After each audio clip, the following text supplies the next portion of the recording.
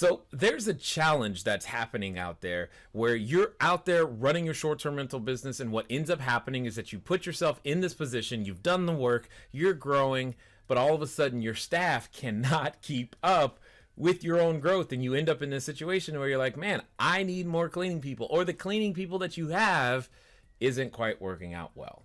Well, in this video, we're definitely going to crush that answer and give you some resources on how to fix it. For those of you who I'm just now meeting, welcome. My name is Jay, CEO of Cashflow Diary.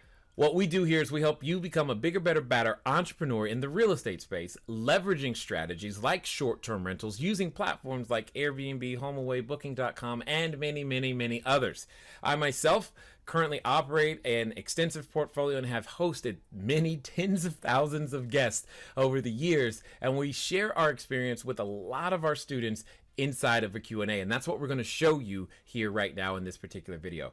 Make sure, again, that you leave us a like, hit that subscribe button so that you never miss another video.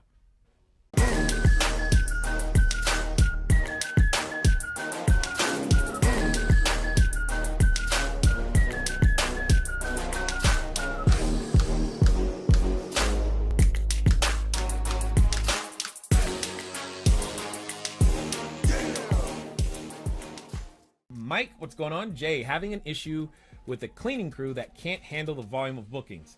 Time for a change. Yeah, that makes sense. Where are you finding your cleaning crews? I just posted a Craigslist ad, bearing in mind that this is a fairly remote market. Yes!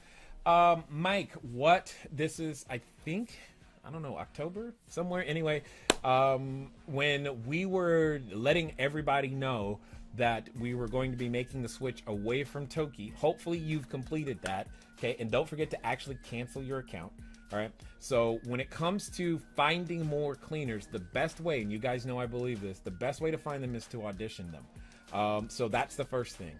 So you audition them, sure. Craigslist ad, fine. If that's going to work for you, great. I wouldn't recommend it.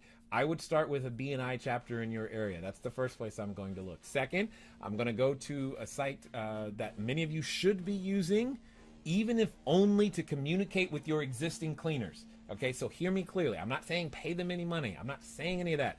I'm saying organizing your cleanings through this site, because they have a completely free level, turnoverbnb.com.